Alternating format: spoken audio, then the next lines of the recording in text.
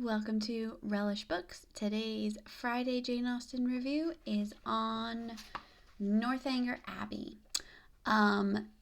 So I meant to read these in their published order, and I have been, I think, but when I said about doing that, my real intention was that I wanted to read them in the order they were written in so that I could watch the development of Jane Austen's writing and compare them to each other. And while I do think I read Sense and Sensibility, Pride and Prejudice, Mansfield Park, and Emma in the right order of when they were written, Northanger Abbey and maybe Persuasion were actually written before. They just weren't published before. There's a little note in the beginning of Northanger Abbey from the author saying that she actually sold Northanger Abbey to a publisher many years before it was published, and he just never did anything with it. So she eventually bought the rights back herself. But I don't think it was published until after her death. I've had, reading the little just things at the beginnings of the books have confused me a little bit as to when each book was actually written. But reading Northanger Abbey, it seems, especially after all the others up to this point, it seems pretty clear to me that if not her actual first novel, that it was one of her earliest. The style is far more amateur. It definitely feels like a first attempt of a beginning author. The writing is still really good, obviously. She's, still Jane Austen. She's very clever. Her characters, her dialogue are really good, really fun. But there's still a lot of elements that you can tell that she's new, and especially after having read some of her more accomplished work, especially Emma, which is just, I think, her at the height of her abilities. It definitely felt like there were some pretty glaring things. One of the biggest being she inserts herself into the book a lot. It's actually interesting. It's not, I kind of see it as a flaw, but it is interesting. The way that she talks in the first person about herself writing the book, and she refers to her story as a novel, and she refers to the characters like as her heroine and her hero, and makes comments on what they would do. It really feels like Northanger Abbey was written kind of as a parody, as a contrast to more dramatic works of fiction. It's supposed to be a comedy. This character, Catherine, is very heavily influenced, and her imagination is heavily influenced by the fantastic plot lines that she's constantly reading in modern novels. And she really lets her imagination run away with her because she's young and inexperienced, and expects to meet with novel plot experiences in the places that she goes. So it's a really funny premise, and I think it's a funny book. It's enjoyable. It's really embarrassing and mortifying for the character in quite a few parts, but it's well done. It's funny. But yeah, the insertion of herself, I feel like, is awkward. The way that she comments on what her characters do and don't do. It just feels kind of, it almost feels a little bit snarky. It feels like she's trying too hard to be funny. When she's just telling the story, it is really funny. But when she makes these interjections, it just feels very heavy-handed, where she directly contrasts her story to other stories of the time. And I don't really like that. But I do enjoy the main characters. It's a much shorter book than all the others. Persuasion is also pretty short, but I think Northanger Abbey is the shortest. And even though it's the shortest, I had kind of the hardest time getting through it. I also just had less time to work on it this week, but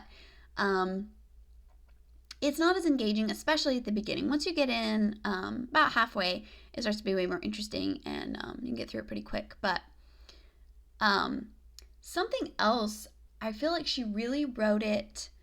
It feels like a first attempt at a novel for several reasons. Some of the inserting herself is one way, but another big way is that she's really pushing her opinions in to the book in a way that she doesn't really in any of the others. She's much more subtle, and she does it through her characters, through the circumstances, without just interjecting these opinions. Like, there are points in Northanger Abbey when she'll just kind of put the story aside and talk for a while about what she thinks about certain issues. Particularly, it seemed, especially in the early part of the book, it referred to this over and over. The idea that novel reading is like a lesser occupation and something that if you're have as a hobby, that you should be ashamed of. She seemed like she was really attacking that idea, and I really appreciate that. I really agree with it. I think some of the same thinking that was obviously common back then is still present somewhat today. Sometimes you'll meet like really very practical people who seem to think that reading novels is a waste of time and will only read nonfiction because it's useful information. And she's really attacking that novel reading is lesser. And I really appreciate the way she does it, or what she has to say about it, but I don't feel like the place for that is within a novel. I feel like maybe an essay or something would be better fitted for the purpose, just because it totally deviates from the story, because it's not like she has one of her characters saying this. It's not like it's something that, while her characters actually do discuss that at a different point of the book, I wish she just left it there. Instead of really just setting the story aside for a while to talk about her opinion. What she has to say about it is really great, though. I actually wanted to read this little passage from it, and this is kind of in the middle of a bunch of other stuff, and again, it kind of is just setting the story aside to talk about this opinion that she's clearly very passionate about, and I really like her use of sarcasm, and she, like I said, she's definitely very smart. I just don't feel like this is maybe the right place for this, which is kind of why I want to read it here, because I feel like it really stands alone. But anyway, there seems almost a general wish of decrying the capacity and undervaluing the labor of the novelist, and of slighting the performances which have only genius, wit, and taste to recommend them. I am no novel reader. I seldom look into novels. Do not imagine that I often read novels. It is really very well for a novel. Such is the common cant. And what are you reading, miss? Oh, it is only a novel, replies the young lady while she lays down her book with affected indifference or momentary shame. It is only Cecilia, or Camilla, or Belinda, or, in short, only some work in which the greatest powers of the mind are displayed, in which the most thorough knowledge of human nature, the happiest delineation of its varieties, the liveliest effusions of wit and humor are conveyed to the world in the best chosen language. So she's really attacking this idea, and I love the way that she does it in that passage. But again, that's like totally separate from the story. It's clearly something that she just felt very strongly about, and kind of put it into her book, which I feel is something that a lot of first-time novelists do. They're so eager with their opinions, and they feel like this is a medium where people will hear them, and so they kind of rush to put all that passion in, and sometimes it's just misplaced. All that to say, though, the book is still enjoyable. And when I first started it, again, like I said, it took me a while to get into it, and I was really having kind of a bad opinion about it for a while. But more towards the end, I liked it better. It's kind of just a nice little fun story. No great work. And again, it feels like a first attempt from Jane Austen, but it's still definitely worth reading. Honestly, I think that I liked it better than Mansfield Park. Not as well as any of the others, but better than Mansfield Park. I like the heroine and the hero, as they're referred to. I really enjoy Catherine's mixture of being a good person, being lively and interesting and sweet, but at the same time, she is of a lower rank than the heroines that Jane Austen typically writes about, and she has a lack of knowledge that doesn't, she has a lack of knowledge. She's very naive. She's very gullible, but she does have strength of principle. She's almost like a mixture of a bunch of Jane Austen's different heroines, but even though she can be kind of silly and emotional, she's still a really good person, and her lack of information doesn't really hold her back because she has these good qualities. And she's eager to be informed. She's willing to change her mind and change her opinions, which is a remarkable quality in anybody. And part of that is that she's so eager to adopt the opinions of the man that she loves because she just, she thinks he's right about everything. But she's fortunate in her good taste in loving a man who is more informed. And something that's also interesting about this book, and Jane Austen actually comments on it in one of those times where she makes comments on what her characters are doing, in that the hero falls in love with the heroine more because, he notices her for the first time because she's clearly in love with him, which, as she points out, is rare in a romance.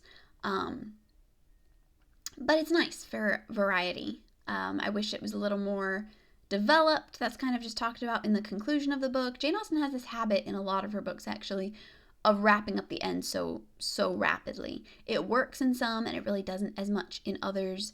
I wish there had been more. It's like, I talked about this particularly bad in Mansfield Park, but it kind of happens here too, where once the struggle of the book is over, she's just not interested in telling you about the conclusion. There's no, in a lot of romance books, the most exciting part is the conversation that happens between the two main characters when all their difficulties are resolved. That conversation where everything is put right between them, where where the hero proposes or at least tells her that he's in love, or whatever, where things are set right between them. And she doesn't seem to feel that that's super necessary, at least in a couple of her books. In some of them, it is there, and when it is there, it is like the most satisfying part. But yeah, in both Mansfield Park and Northanger Abbey, she just wraps up the end super rapidly. She's just like, yep, the hero came back and made everything right, basically. When you don't get to, and it's like, we've waited for this. This is what we've been waiting for. This is what we want, and we don't get to see it. It's just told, and you're like, and it's just like, yeah, trust that they'll be happy. Now, everything's fine, and we're done. And that's really frustrating. If you're going to write a romance, it's like, you don't have to write a romance if you don't want to. But if you're going to, at least give us the conclusion that we're looking for, the happiness that we want. Particularly if it is a book that has a happy ending. If it doesn't have a happy ending, that's one thing. But if it does, we should at least get the benefit of it, is my opinion. But it's still a fun book. It's a happy little read. And yeah, it is interesting to see the beginner's flaws in it that I feel like they are. Especially after reading a bunch of the others. It was my intention, if I was reading these in the order that they were written, this probably would have been the first one that I read, and then it would have been interesting to compare, but whatever way you do it, the contrasts are always interesting. So, those are my thoughts on Northanger Abbey, and next week I'll be back with the final book that I'll be reading, Persuasion. So, thanks for watching. Bye.